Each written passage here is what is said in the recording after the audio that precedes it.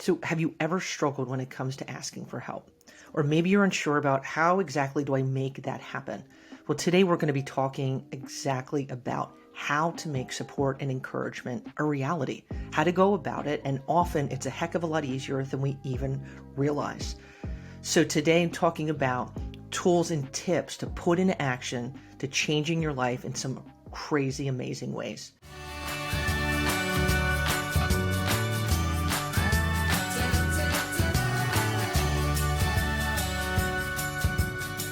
So today, the first thing that we're going to look at is rearranging our mindset. Our mindset is massive.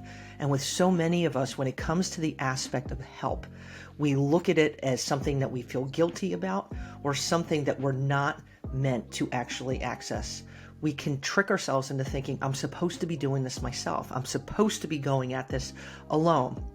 And when we're islands and we're separated from any form of encouragement, support, nothing good can come of it. And it allows us to feel more distant and oftentimes have a mindset that negativity creeps in, self-doubt creeps in. And so what this is, it's flipping those negative thoughts upside down and instead allowing ourselves to go beyond ourselves. For some of us, this could be really uncomfortable. It's us outside of our comfort zone, but it allows for an opportunity for strength that can provide time for us to recharge our hearts and our minds. There's no guilt attached to asking for help. There is no connection to weakness when I ask for help.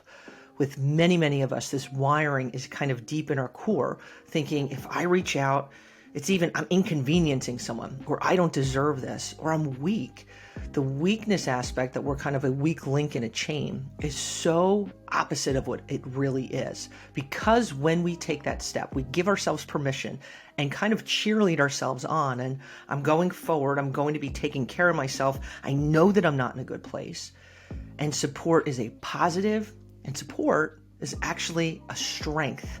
It's something that we should be proud of for ourselves because every single one of us will hit points in our life where we're struggling with whatever facet of life that is. And it's starting that mindset that help is healthy. Help is a positive. It is an attribute. It is an asset. And that is a huge hurdle for so many of us to overcome. There's no guilt. And there's no sense of weakness involved. It's flipping that sucker upside down and allowing it to just be the exact opposite. And so with that process, it's now shifting. Okay, I'm aware of this. There's no guilt. This is a positive. So where do I go now?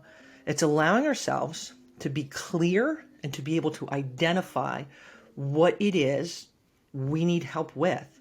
With many people, when it comes to the aspect of, okay, I just got so much going on. Now, this is where things can seem, even when we have heavy duty stuff going on, a heck of a lot bigger than what they really are in reality. What do you need help with? That's the first question to ask. When we're muddled, we're uncertain, we're kind of grainy in terms of lacking clarity when it comes to what it is exactly we're looking for when it comes to help, it can create obstacles. It deters help from kicking in. When we're like, I have so much going on. I know I need help. Well, what do you need help with? Identify what do you need help with specifically. It might be multiple things. That's okay. Instead of allowing it to kind of swirl around in our heads and thinking, okay, I know I need help with things.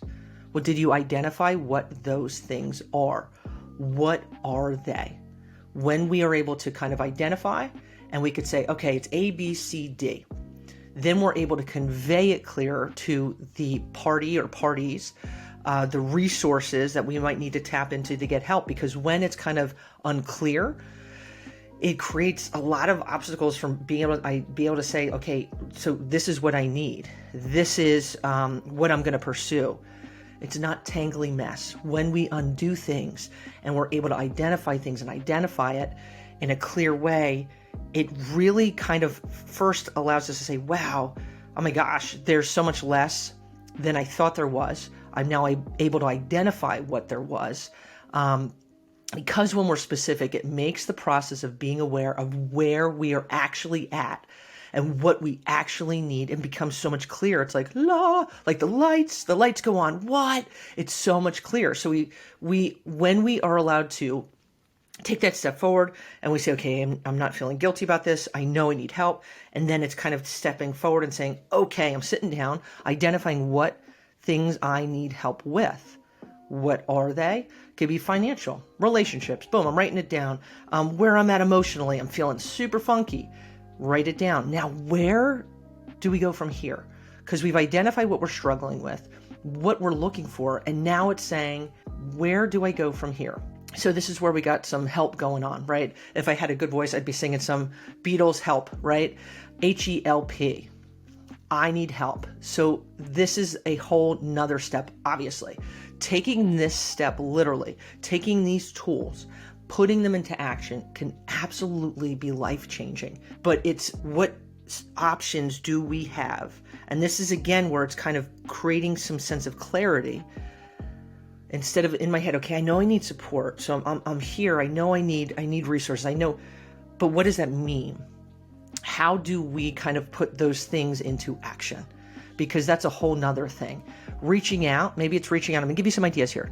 Give you some ideas because this always helps. I'm always all about kind of being conversational, throwing ideas out, because there's so many more things and resources and support opportunities than a lot of times we realize, because we can kind of compartmentalize things and narrow ourselves because we're just not aware of what's out there, right? It could be reaching out to a friend and asking to meet up for some encouragement on a weekly or monthly basis. If they live across the country or live across the globe, it's getting on FaceTime and scheduling time, because you're looking at filling your emotional cup.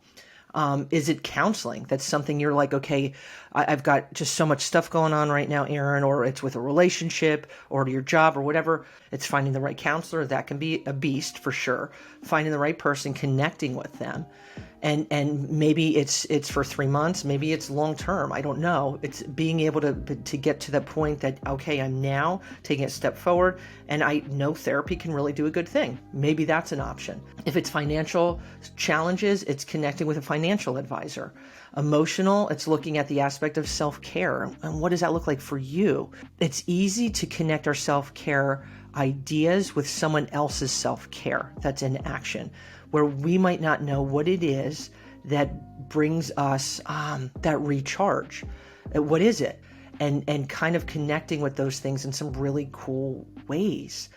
Help comes in so many different forms. It could be, Aaron, I'm struggling in terms of meeting friends. Well, maybe it's hopping on a social media platform that serves your town or your area, and there might be meetups. But knowing that help comes in so many different forms, that it doesn't have to be limited to certain things and ideals that maybe we've had for a really long time that are good ideas, right?